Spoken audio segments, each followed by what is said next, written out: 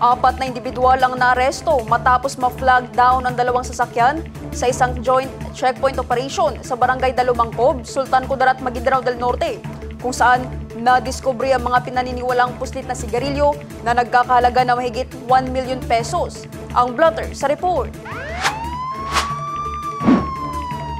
Kinilala ang mga naaresto sa alias na Mark, 52 years old, mula Parañaque City, isang alias Fad, 25 years old, estudyante mula sa General Santos City, isang alias Lai, 33 years old, residente ng Calamansig, Sultan Kudarat, at isang alias Ver, 43 years old, residente naman ng Davao City.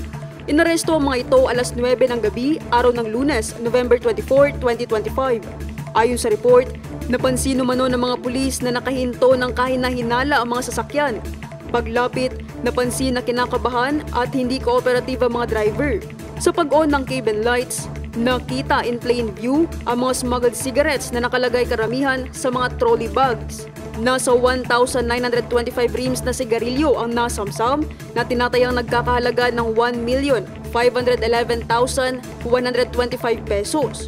Agad na inaresto ang mga sospek at nagsagawa ng koordinasyon sa Bureau of Customs para sa tamang disposisyon. Ang mga sospek, sasakyan at nakumpiskang kontrabando ay dinala sa Sultan Kudarat MPS para sa karagdagang investigasyon at paghahain ng kaso sa ilalim ng RA 12022 o Anti-Economic Sabotage Act.